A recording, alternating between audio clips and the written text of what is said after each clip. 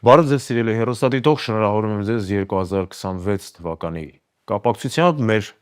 երկրի հարց հաղորդաշարի առաջին թողարկումն է, այսօր իմ հյուրը Հայաքվե միավորման վարչության անդամ, տնտեսագետ Հրանտ Կամենդատյանն է, բարև ձեզ պարոն Կամենդատյան։ Բարև ձեզ պարոն Սարիբեկյան։ Ձեզ եմ շնորհավորում։ Ես ձեզ եմ շնորհավորում եւ ձեր լսողներին, ձեր դիտողներին շնորհավորում, թափից ամբողջ անձնակազմը։ Շնորհակալություն։ Առաջի հարցս այսպես ձևակերպեմ. Եթե մեկը ձեզ շաբաթվա սկզբին ասի, որ դուք 63 տարեկանում թոշակի տարիքին արդեն պատրաստ եք բիզնես անելու ու լավ կլինի, որ դուք ոչ թե ուղակի հենց այնպես թոշակի գնաք, այլ նաև սկսեք բիզնես անել, իսկ շաբաթվա վերջում ասի, որ օրինակ ասենք ձեր 40-30 հազար դրամանոց թոշակը 10,000-ով բարձրացնել միտք չունի, որովհետև դուք չգիտեք, դուք չունեք այդ փորձառություն, որ իմանաք այդ 10,000-ով ինչ անեք, այդ մարդուն ոնց կվերաբերվեք։ Ну, բնականաբար, եթե նման առաջարկ անող մեկը կա, ակնարկս հասկանալի է, եթե նման մի անձնավորություն կա եւ կատարում է նման առաջարկներ, մատուցում է որպես դա, այսպես ասած, քաղաքական կուրսի առանձին բեկորներ, պատառիկներ, մենք այդ մարդուն դեռ չենք ճանաչում։ Մենք այդ մարդուն ճանաչում ենք դեռևս 20 թվականից, երբ ադրբեջանական զորքերը գտնում են Հադրութում, չէ՞, նրանք ասում են Հադրութը մեր ձեռքում է։ Շուշիի համար մարտերը շարունակվում են։ Շուշիի համար մարտերը շարունակվում են։ Պարտությունից հետո այդ նույն անձնավորությունը ելույթերում, հրապարակներով, մուրճով, թադրենք տեգերով, չգիտեմ, մեծ զազա գործիքներով եւ ասում են, որ մենք դեօկուպացիայի հարցը պետք է լուծենք, Հադրութի Շուշին պետք է ետ վերադարձնենք։ Դա հասկացանք ռազմական անհաջողությունները, որոնք չեմ կարող ասել անհաջողություններ, այդտեղ բավականին հետաքրքիր թեմաներ կան խորանալու։ Դրանց թողնենք դա մի կողմ, այդտեղ պարտությունը կրել ենք, պետք է համառորեն աշխատենք եւ հետագա հաղթանակների հիմքը ստեղծենք։ Ես այդպես եմ մտածում եւ ցանկացած հայրենասեր մարդ այդպես է մտածում, բայց այդ խոստումների շարքում կար խոստումներ 500 դպրոց, 300 մանկապարտեզ, այդ նույն խոստումները չկան այսօր։ Ընդհակառակը նույն մարդը, որը թոշակառուներն ովքեր գտնում են իրենց կյանքի ֆիզիկական ակտիվության մայրամուտում, երբ որ առաջարկում է գործ դնել, բիզնես դնել, չէ՞, այդ մարդը մի հատ օրինակ հիշի այդ դպրոցները ինչ եղավ։ Այս Սյունիքում Հայաստանի տարբեր շրջաններում օպտիմալացման տակ, այդ պատրվակի տակ, այդ ծխածածկույթի տակ, չէ՞, դպրոցներ են փակվելու։ Խոշորացնում ենք։ Եվ սա ասում է մի երկրում, որ ունի տրադիցիաներ, երբ հայկական լավագույն մտավորականները, Մուրացյանը, Շիրվանզադեն,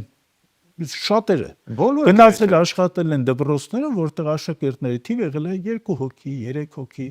5 հոգի, լավ 10 հոգի։ Բայց օպտիմալացում պետք է կատարվի, գումարները չի բավարարում, ո՞նց գումարները չի բավարարում։ 18 թվականից մինչև 25 թվականը եւ հնա եւ պետական բյուջեն, եւ ծախսերի եկամուտների հետ այդ հանրագումարը աճել է, չէ՞, ինչ է նշանակում դպրոցները փակել։ Ինչ է նշանակում գումար չկա։ Ինչ է նշանակում գումար չկա։ Եթե նայեք նաեւ պետական ապարատի աշխատավարձերը, պետական ապարատի մշտապես նույն հատվածի պրեմիաները եւ այլն։ Պարոն Սարիբեկյան, մի թիվ եմ ուզում ընդհանրապես հնչեցնեմ։ Այդ ամեն ինչի բացատրությունները կարծես թե այդ թվի մեջ եւի անբարված է։ Ուրեմն 18 թվականին ռեպրեսիվ զանազան օրգանների վրա կատարվող ծախսը պետական բյուջեի մոտավորապես կազմել է 33 միլիարդի կարգի գումար։ Դրա մեջ մտել են եւ աշխատավարձերը,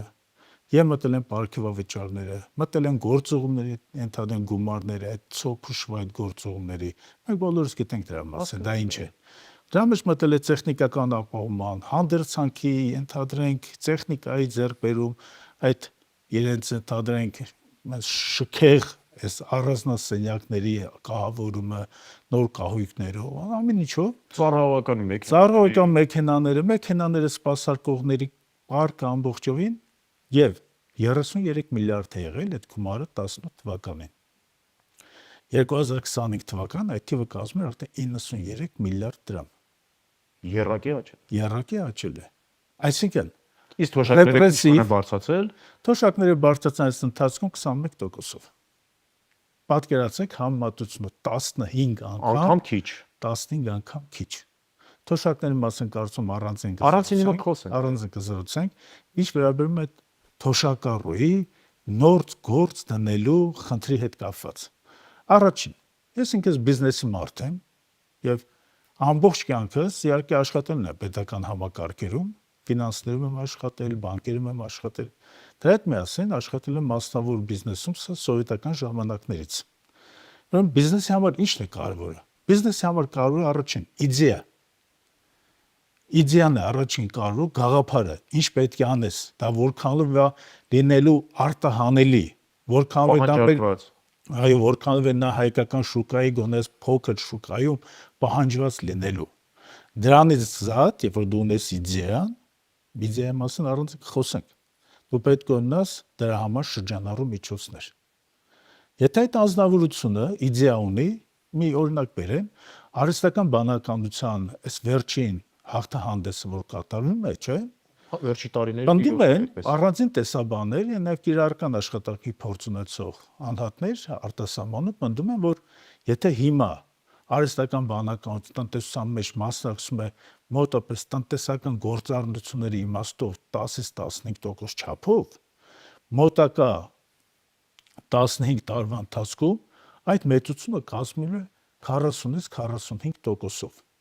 Ինչ է պետք այդ արհեստական բանականության, այդ հաղթահանդեսից քո պատառը ունենալու, քո չափ ունենալ, քո մասնիկոն։ Առաջին, տեխնոլոգիական կրթություն, լեզուներ։ Հիմա փնտրենք Հայաստանում 65+ քաղաքացիներից, ով է տիրապետում արհեստական բանականության այս վերջին օրինակներին, որոնք ժամ-ժամ փոխվում են։ Ինքս լինելով նման բնագավառների, այսպես գիտակ մասնակից, ինքս չեմ հասցնում դրա ետևից գնամ։ Եկեք ես հարցը ուրիշ ձևակերպեմ։ Այո։ Եթե քաղաքացին, այսօրվա Հայաստանի Հանրապետության քաղաքացին իր 63 կամ 63+ տարիքում ստանում է ընդամենը 30, 40 կամ 50 հազար դրամ թոշակ, դա արդեն խոսում է նրա մասին, որ այդ մարդը իր կյանքի մի ահագին մասը գոնե չի հաջողել ինչ-որ բնագավառում, որպեսզի ստանա ավելի բարձր աշխատավարձ ու բնականաբար նաև ավելի բարձր թոշակ, այսինքն մարդու ինտելեկտուալ առանց վատ մտքի այդ մարդկանց առանց վիրավորելու։ Մենք գիտենք, որ ունեցել ենք սովետական պետության քայքայում, մենք ունեցել ենք սոցիալական վերելակի բոլորովին այլ մեխանիզմ, որտեղ մարդը, այսպես ասենք, գրանցվում էր մի գործարանում, մտնում էր այդտեղ աշխատանքի հետագից էլ թոշակ էր գնում համապատասխան իր բոլորին հավասար գրեթե թոշակով, եթե չուներ ինչ-որ լրացուցիչ առավելություններ կամ կողմնակի եկամուտներ եւ այլն եւ այլն։ Մենք ունեցել ենք երկրաշարժ, որը տնտեսության հերն անիծեց, մենք ունեցել ենք երկարատև պատերազմ 90-ականների սկզբին բլոկադայի պայմաններում, որը էլի տնտեսության հերն անիծեց, մենք ունեցել ենք վայրի կապիտալիզմ սեփականաշնորհում, որը շատ քչերին է հնարավորություն տվել այդ հատակից, այսպես ասենք, փոկվելու ու ինչ-որ բան անելու, ու եթե մարդը այդ ճանապարհով վերջի 30 տարիների այդ դաժան ճանապարհը անցած մարդը այսօր ընդամենը հասցրել է 30 կամ 40 հազար դրամ թոշակ փոկել պետությունից, այդ մարդը իդեաներ ծնելու, ու լավագույն դեպքում դախլ, լավագույն դեպքում փոքր մի հատ խանութ, ինչ-որ մի հատ բակային տոնա վաճառում, առավելագույնը բիզնես իդեան որտեղ մնաց։ Ես ձեր խոսքը շարունակեմ։ Խնդիրը նա է, որ իդեայի զատ կա նաև դա իրականացնելու շրջանառու միջոցների դեֆիցիտ։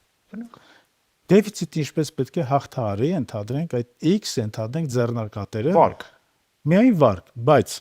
հայկական բանկերը 65+ քաղաքացիներին վարկ տալիս են, ոչ, չեն։ Մինչև 65+-ներին էլ չեն տալիս։ Մինչև 65+-ներն էլ չեն տալի, եթե չկա երաշխավորներ մի այնպիսի բանակ եւ գույքերի գիշատիչ գնահատման հետևանքով ձևավորված այնպիսի վարկային պորտֆել, չէ, որը որ իհարկե այդ ձեռնարկատիրոջը ոչ թե հնարավորություն տալու աշխատելու, նա հավանաբար պարզապես այդ վաստակած ամբողջ գումարը գնալու է զանազան հոգե այս ներգործության դեղեր գնի, որովհետև այն վտանգները,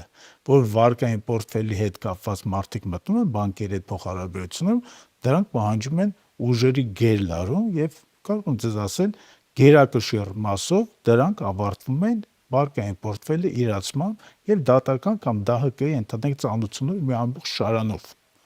Իհարկե, այս անձնավորությունը այս ամեն ինչի մասին գիտի։ Լավ, վատ, նա կառավարության նիստերի ընթացքում դրանից դուրս շփվում է տնտեսագետներ հետ, որոնք չեմ կարող պնդել, որ վատ տնտեսագետներ են։ Բայց մի օրինակ եմ ուզում բերել այս իմաստով, մի կորպորացիայի ղեկավարի հարցնում են Հայկական, ամերիկյան, եվրոպական, արևմտյան։ Արդյոք նա ասում է հայտարարություն տվեք, որ ինձ պետք է մեկ տնտեսագետ միակարծիք։ Հեն ասում են ինչ նշանակում միակարծիք տնտեսագետը։ Ուրեմն միակարծիք տնտեսագետը դա այն մարդն է, որ ինձ հստակ ուղղությունը տալու է եւ չի ասելու հարցին եթե այս կողմից վերաբերվենք այսպես է, այն կողմից վերապահումներ չունի։ Վերապահումներ չունի, նա հստակ մասնագիտական իր գործն անում եւ իր մասնագիտական կարծիքը քաղաքական ճշմարան արդյունքում չի փոխվում։ Իսկ մենք Հայաստանում այս աշխատանքները երբ որ տեսնում ենք, ընդհանրենք լիազոր մարմնի աշխատանքները, ակնհայտ է, որ մենք ունենք այստեղ ոչ թե միակարծիք, այլ մենք այստեղ ունենք բազմակարծիք, որովհետեւ կոնյուկտուրայով անձնական, ես ասեմ, անձնական վախի մթնոլորտում գտնվող տնտեսագետները, ֆինանսիստները, մասնագետները նրանք իրավունք չունեն գտնվել գործադիր իշխանության կազմում, որովհետև այդ պարագայում երկիրը սկսում է կառավարվել ինքնաիրավցությամբ, վոլյունտարիստական, ոչնչով չհամապնդված եւ առավոտպես գիտելիքների վրա ընդհանրապես չհենված մտածելակերպով, որ հիմա Հայաստանում իրականացվում է։ Ընդ որում ցանկանում է այսպես գնացինք այդ ընդ որում, այո, ընդ որում հարցը հասավ այնտեղ, որ իբր թե ամեն ինչ երկրում այսպես թամամ է, ժողովրդական լեզվով ասենք, եւ պարզվեց, որ այդ բարենորոքիչը հիմա էլ որոշել է եկեղեցուն բարենորոգումներ կատարել։ Իհարկե այդ բարենորոգումները ինչպես կավարտի, դա ինչ ընթացք ստանա, ես վստահ եմ, որ եկեղեցին հաղթելու է, բայց մենք խնդիր ունենք, եւ որ պատմականորեն մենք նայում ենք, թե նման կրոնական բարենորոգումները ինչով են ավարտվել այլ պետություններում, չէ՞։ Մենք ասենք, որ Նիկոնի հետ կապված օրինակ ռուսական օրինակը բարենորոգման միլիոնավոր մարդկանց Ռուսաստանից քշեց դեպի տայգաներ, Սիբիրներ, կործանելով քաղաքակրթության առողջ 17-րդ դարի վերջ, 18-րդ դարի սկիզբ։ Այո, եթե որ մենք դիտարկում ենք ընդհանրեն Գապոն քահանայի մուտքը ընդհանրեն քաղաքականության մեջ, իհարկե նորից գիտենք դա ինչով ավարտվեց ցարական ընտանիքի այսպես խայտարակությամբ։ Դուք նկատում եք Ռասպուտինին։ Այո, Ռասպուտինին նկատում եմ։ Երբ որ մենք դա դիտարկում ենք հայկական օրինակ կրոնավորների հոգևորական դասի եւ ընդհանրեն կաթոլիկ Հռոմի այսպես խարդավանքները ու ինթորական շարժումը մեր Կիլիկիայում դա բերեց նրան, որ հարևան Օսմանյան ամբողջ պետությունները Եգիպտոսի մամլուկների հետ միասին հարձակվեցին, Բեյբարսով հարձակվեցին եւ կուլ տվեցին։ Մեր իշխանությունը կործանվել է նման եկեղեցական բարենորոգումներ իբր թե կատարելու խառնակցության թույնից ելնելով։ Թողենք եկեղեցու հարցերը, ես կարծում եմ դրա վերաբերյալ շատ ավելի երկար է պետք զրուցել ու շատ ավելի հանգամանալից, որովհետև իրադարձությունները անընդհատ, այսպես ասենք, աճող ձնագնդի նման աճող բան ունեն, տեմպ ունեն, բայց այնուամենայնիվ վերադառնանք տնտեսական վիճակին, սոցիալական, հա, թոշակներից սկսեցինք խոսել։ Մենք հիմա ունենք թոշակների ձևավորման կամ թոշակի գնալու մի համակարգ, այդ կൂട്ടակային համակարգն է, որը դեռևս մարդուն չհասած, այսինքն այն տարիքային շեմը, որ անցավ կൂട്ടակային կենսաթոշակի, նրանց կենսաթոշակային տարիքը դեռ չի եկել, բայց այդ կենսաթոշակային կൂട്ടակային միավորները ու հիմնադրամները արդեն չգիտես ուր են, չգիտես ինչ են անում, չգիտես ինչքանով են անելու։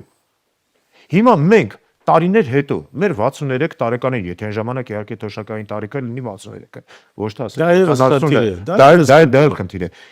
Ինչ են անելու։ Այսինքն մենք ստիպված ենք լինելու ինչ անել, թաքցնել մեր եկամուտները։ Խնդիրը գիտեք որն է, այստեղ բազմաշերտ հարց է։ Եթե խոսքը գնում է իհարկե շրջանառու միջոցների մասին, դա բազմաշերտ հարց է, կոնկրետ թոշակային այդ կուտակային ֆոնդերը դրանք ընտրվել են այն պրինցիպով, որ դրանք բավականին վստահելի եւ բավականին ճանաչված են եւ նույն գործով զբաղվում են արևմտյան երկրներում։ Դրանք ֆրանսիական կազմակերպություն են, իրանական նազմիչ մասնակցություն են, այլ խոշոր ընդհանուր խեչ կոմպանիաներ, ապահովական կոմպանիաներ նաեւ այդ մասնակցություն, բայց այստեղ մենք մի խնդիր ունենք։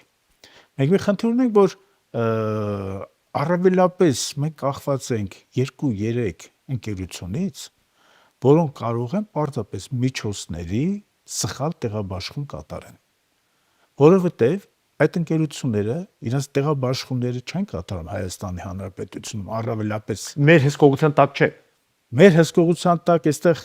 խնդիրը կարելի է բաժանել ֆինանսական հսկողություն, չէ, Եվ իրավաբան։ կա իրավական հսկողություն եւ կա նաեւ այսպես դաշտային հսկողություն։ Այդ դաշտային հսկողություն, որովհետեւ բազմաթիվ են դեպքերը տնտեսական պատմության մեջ, շատ հեռու չգնանք 2008 թվականի ֆինանսական կոլապսը եւ պարզվեց, որ Lehman Brothers բանկը, այդ որ կարելի ասել հուսալի բանկերից մեկն էր, ընդհանրապես $600 միլիարդ, այսպես ասած, ձևավորել բալանս, որը տակ երևի 100 միլիարդից ավելի գումար չկար։ Այո, այս պղպջակները տնտեսական բնագավառում միշտ կան։ Եվ եկամուտը, որտեղ որ բարձր լինում, այդ վտանգը ավելի բարձր լինում։ Ցածր եկամուտը նշանակում արդեն ցածր շահութաբերություն։ Եթե ցածր շահութաբերություն է, բայց վստահել է, բայց որի արդյունքում հետադեն կուտակային ֆոնդերը, չէ, չեն կարողանում եկամուտներ ապահովել, իմաստը ո՞րն է։ Մենք օրինակ Հայաստանի Հանրապետությունում այդ նույն կուտակային ֆոնդերի հետ կապված աշխատանքների պետք է որոշակի այսպես դիվերսիֆիկացիա կատարվի, կարծում եմ դա հետագայում կատարվի ամռան ընտրություններից հետո, որովհետև այստեղ բազմաթիվ խնդիրներ կան եւ ֆինանսական պետական միջամտության կարիք ոչ թե լինել է նրանց առողջացնելու իմաստով, այլ ընդամենը հիմնական ուղին պետք է լինի Հայաստանի Հանրապետությունում այդ ակտիվները պատտելու, Հայաստանի տնտեսության մեջ դրանք ներդնելու հետ կապված։ Այստեղ լրջագույն խնդիրներ են։ Հիմա վերադառնանք այդ երբ որ դուք ասում եք թոշակը ինչպես պետք է լինի, հետանեք թոշակի եկամուտների հետ կապված, այդ առաջին հարցը վերաբերում է հայտարարագրմանը։ Կոնկրետ այս իշխանությունները այդ պետական խոշորագույն եւ կարող եմ ասել արդարացված միջոցառումը անցյալ տարի տապալեցին։ Տապալումը ընթանում էր զանազան, այսպես արդարացնող եւ այսպես հրապարակային խոսքի միջոցով, բա մայիսի 1-ին էր վերջնաժամկետը։ Հողում ենք նոյեմբերի 1։ Լսի, 6 ամսով տնտեսական պրոցեդուրան ինչու եք տապալում։ Լավ, տապալեցիք, ճիշտ է, չէ՞, ինչպես ռուսական ղեկավարներից մեկն էր ասում, Ստալինը, ասում է յուրաքանչյուր սխալը ունի Անուն ազգանուն։ Միջոցառումը տապալեցիք, հստակ տապալվել է, ժամկետ էր դրվել պետական, այդ ժամկետին համապատասխան կատարվել հսկայական աշխատանքներ, ծախսեր են կատարվել, միջոցառումներ են կատարվել, իրազեկման արշավներ են կատարվել, մարդիկ են զբաղվել, աշխատավարձ ստացել, պարգևավճարներ ստացել, այս ամբողջը տապալեցին, ոչ ոք պատասխանատվություն չկրեց։ Բայց ես վերցնում դա սովորական է։ վերցնում եմ նոր դրույթ են գտել։ Ես անձնական պատասխանատվության վրա եմ վերցնում։ Լսի, սա հավատի հանգանակի թեմա չի, որ դու Աստված քեզ կարգավորի, երբ որ դու գտնվում ես պետական կառավարման մեջ, չէ, դու այդ որ ասում ես անհատական պատասխանատվություն եմ կրում, երբ որ դե տապալում ես, դե կերի պատասխանատվություն։ Չէ, բայց մենք դրա հետ մի ուրիշ թեզ էլ ունենք, ասում է ես պատասխանատուն եմ, բայց միակ մեղավորը չեմ։ Բառերի նման շուտասլիկով թեմաներից խուսափելը յուրահատուկ է ներկա իշխանություններին, դրա մասին չի խոսքը, մենք նրանց փայլուն տեղորոշել ենք եւ փայլուն ճանաչում ենք եւ նրանց գործելակերպը եւ այդ ծխած ծածկույթը եւ այդ բառերի անդադ շարաները եւ հիմա էլ արդեն այդ կրոնական թեմաները դրանք ընդհանրապես ծխած ծածկույթ են, որպեսզի իրական խնդիրներից մենք հետ մնանք։ Իսկ ո՞րն է իրական խնդիրը։ Իրական խնդիրը նա է, որ մենք թշնամի երկրի հետ, Ադրբեջանի հետ, չէ, կարող ենք մեր տնտեսական ամբողջ մեր պոտենցիալով հավասարվենք, եթե նրանք աճում են տարեկան 2% հիմա, Մենք տարեկան աճում ենք 7%-ի սահմաններում։ Մենք կարող ենք հավասարվել միայն 2054 թվականին։ Հա։ Դե ժամանակ արդեն 2054 թվականին իսկ ինչ է պետք, որպեսզի 2054 թվականը շուտ գա։ Իհարկե հնարավոր է ես եւ դուք պարոն Սարբեկյան չտեսնենք այդ Ես 2054-ը, բայց խնդիրը մեր հավերժական Հայաստանի խնդիրն է այստեղ, մեր հավիտենական հայրենիքի խնդիրն է եւ դրա համար այստեղ նույնիսկ խորամանկություն կա, տեսեք, հայտարարում ենք Հայաստանի հավաքականը ֆուտբոլի այսինչ թվականին դառնա Եվրոպայի, չեմ անում, մրցանակագիր, ազգաբնակչության թիվը հասցնենք 5 միլիոնի, այնտեղ չեմ անում, այտենց ինչ որ բաներ ու ինչ որ ժամկետներ ենք նշում, որ այդ ժամկետներում արդեն մոռացած են թե ով այդ ժամկետները նշել, ինչ թվերը նշել, ով է դրա համար հիմա պատասխան տալու։ ես այդ թեմայի հետ կապված Ու այդ անուն ազգանունը, ձեր ասած անուն ազգանունը արանքում կորելու է։ Բայց ամենակարևորը, որ մի քանի ամիս հետո ընտրություններին գնան, ասեն, հա, բայց մարդը ասում ասեց։ Պարոն Սարբեկյան, այս խոսքը ավարտում է 2054 թվականին։ Իհարկե, Բայց իհարկե։ անցնենք այդ հաջորդ հարցին ձեր նշած։ Այդ 2054-ը մենք կարող ենք մոտեցնել միմիայն աշխատանքի միջոցով, համար ստեղծագործ աշխատանքի միջոցով ամբողջ երկրում մեկ։ Եվ դա կարող ենք իրականացնել, մոտեցնել այդ թիվը, սարքել 2037-ը, այդ 54-ի փոխարեն 10 տարիցքում կբերենք, միայն այն դեպքում, երբ մենք ունենանք 15%-անոց տնտեսական աճ։ Այսինքն մեր համար մեկ խնդիրը այդ 12-ից 15%-անոց տնտեսական աճն է։ Այդ պարագայում մենք 2037 թվականին Ադրբեջանի հետ տնտեսապես պոտենցիալը կհավասարվի մեր տնտեսական հավասար պոտենցիալը հնարավորություն կտա սպառազինվել եւ դա նորից հաշվարկներ մենք կատարել ենք Հայաստանը եթե այդ թվականին այդ կարգի տնտեսական աճում տնտեսական պոտենցիալ ունենա պատկերացրեք որ դա մի քանի հազար միայն ամենագերժամանակակից տանկ է նշանակում Պարոն Կամեդատյան, այո այ հիմա այդ թիվը, որ դուք բերեցիք ու այն պայմանը, որ նշեցիք, ինձ ստիպում է հարց տալ։ Եթե այսօրվա Հայաստանի տնտեսությունը մեծապես կախված է օրինակ ԵԱՏՄ տնտեսական միջավայրի հետ եւ Հայաստանի նույնիսկ 7%-անոց տնտեսական աճը մեծ մասամբ պայմանավորված է վերարտահանման հետ դեպի Ռուսաստան, որտեղ Ռուսաստանը գտնվում է ինչ-որ սահմանափակումների եւ այլնի տակ, նույնիսկ այդ պայմաններում, որ մեր համար, մեր տնտեսության համար կարծես թե իդեալական պայմաններ են, մենք ինչ-որ դեմարշեր ենք անում դեպի ԵԱՏՄ, դեպի ՀԱՊԿ, դեպի նույնիսկ ԱՊՀ, հա, մենք բնականաբար մեզանից անկախ պայմաններում կամաց կորցնում ենք մեր վերարտահանման տեղն ու չափը, որովհետև Ռուսաստանը կարողացել է արդեն դիվերսիֆիկացնել այդ միջանցքները, հա, Հայաստանը այդտեղ արդեն բավական այդ short list-ում էլ չի, հա, առաջի էջում էլ չի, եւ արդեն երկրորդ, երրորդ էջում է։ Այդ 17%-ը այս իշխանությունները ու այս տնտեսվարումը կարող են ապահովել։ Քանտիրը գիտեք որն է, նախ այդ վերարտահանումը որպես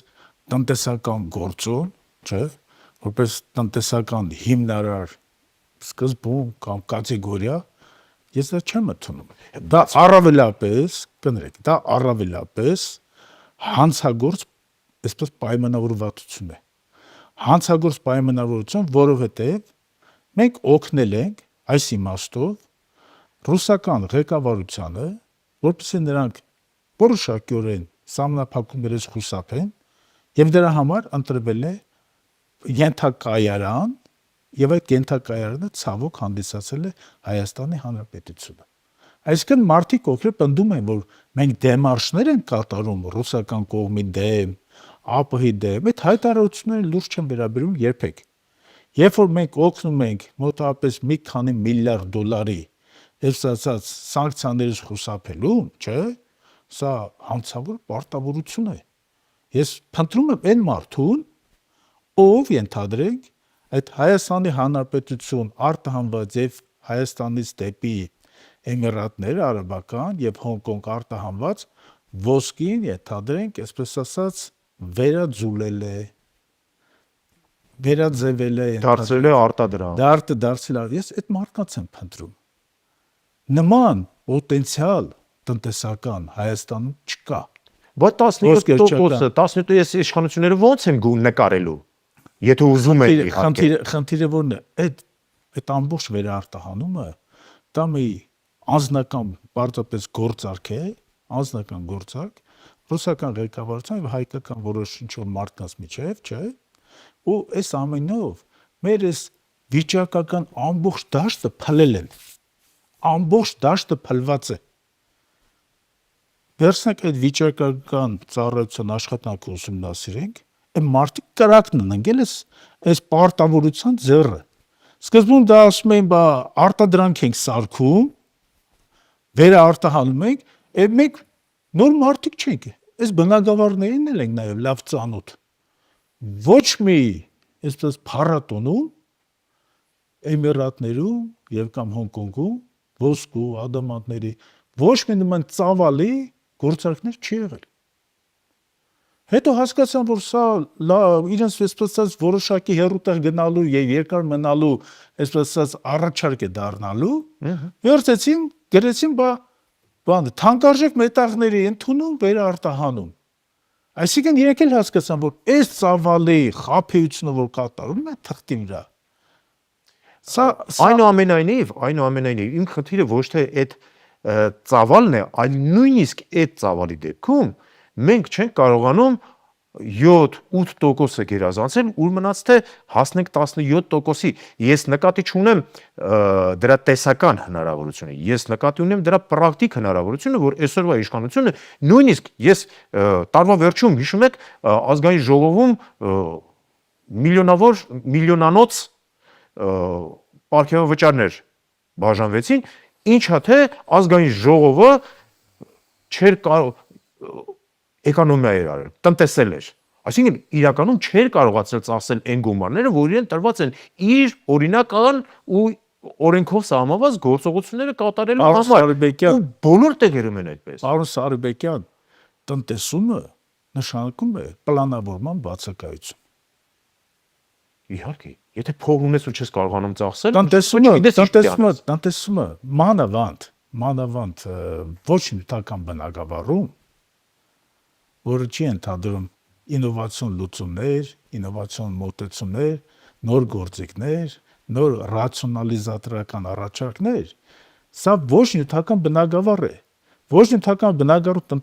տնտեսումը նշանակում է, այս մարդիկ համապատասխան նվերը չեն տարել իրենց հետ, հետանեք շրջագայության ժամանակ, այս մարդիկ չեն գնել համապատասխան գույք, որ իրենց ոչ նյութական աշխատանքը ավելի կբարելավեր։ Իդեալներ չեն ունեցել, որ իրենք փողերը ծախսեն։ Իդեալներ չեն ունեցել, նշանակում որ համապատասխան հաստիկացուցակները զբաղեցրած չեն եղել, իսկ համապատասխան հաստիկացուցակը նշանակում է աշխատողների համալրված թվաքանակ եւ նրանց վրա դրած պարտավորություններին բավականին բարձր մակարդակով կատարում։ Տնտեսումը ոչ նյութական բնագավառում նշանակում է պլանավորման սխալ կամ բացակայություն։ Այդ առաջին, երկրորդ, այստեղ կա երկրորդ հարցը։ Մեզ ժամանակը մնացել մի շատ կարևոր հարցեր ունեմ։ Այո, ամենակարևոր հարցը այդ 3 միլիոն դրամ, որ մարդիկ վերցնում են որպես պարգևատուն, ինչի համար եք վերցնում։ Որ լավ աշխատանքի համար։ Որ լավ աշխատանքի համար եք վերցնում։ Երկրի տնտեսական վիճակը լավ չի։ Մեր երկրի վզի վրայից կախված է քար, եւ այդ քարը ներքին եւ արտաքին պարտքն է։ Համալիր իրենց գումարը կազմում արդեն 14.5 միլիոն։ Իսկ այդ անձնավորությունները, ովքեր որ 3 միլիոն դրամ պարգևավճարը ստացել են, իրենց ամբողջ մեծամասնությամբ, գերակշիռ մեծամասնությամբ առանձին անհատներ իհարկե կարող են քանդել։ Քվեարկել են այդ բոլոր վարկային պայմանագրերի օգտին։ Երկրի վրայից կախվող այս բեռի հիմնական մասնակիցները այդ ազգային ժողովում քվեարկած անձիկ են։ Ինձ ամենակարևոր հարցն է հետաքրքրում, որ ուզում եի տալ, բայց շատ քիչ ժամանակ մնացել, գրեթե 2-3 րոպե, եթե կարող եք համառոտ։ Դուք թոշակների բարձրացման ծրագիր ունեք կամ տեսլական ունեք, ո՞նց եք դա պատկերացնում։ Մենք ոչ միայն տեսլական ունենք, մենք դրա հետ կապված կիրառական աշխատանքները սկսել ենք, մենք գնում ենք հետևյալ ճանապարհով։ Առաջին, տեղորոշել հարցը եւ հասկանալ, արդյոք երկրի ֆինանսական ռեսուրսները թույլ են տալի դանել, թե այդ միջոցառումը երկրի կտանի ֆինանսական անկայունության կամ քաոսի։ Չկա նման բան։ Մենք բյուջեն հստակ հոդվածները ուսումնասիրել ենք առանց հարկերը բարձրացնելու ուշադրություն, առանց հարկերը բարձրացնելու մենք այդ հնարավորությունը 170 միլիարդ դրամի ունենք եւ հոդված առ հոդված, այդ թվում ես դες կամ ասել, այդ պարգևավճարների ֆոնդը, այդ ռեպրեսիվ ապարատի աճող ծախսերը, ընդհանրենք պաուստային ֆոնդը, վարչապետի պաուստային ֆոնդը, դրանից զատ այդ զանազան տեսակի ասֆալտաքանդելը, ճաքեր լցնելը 50 միլիարդ դրամ միայն այդտեղ գումար կա, 50 միլիարդ։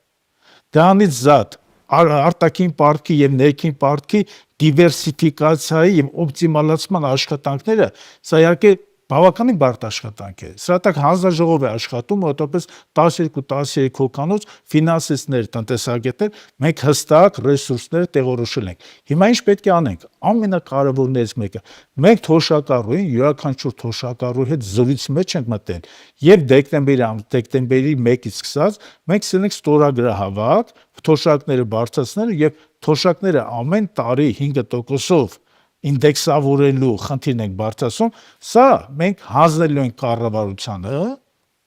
կառավարությունը բնականաբար արդեն իսկ մերժելու է, բայց մենք այս աշխատանքը կատարում ենք նրա համար, որ թոշակառուն գոնե իմանա,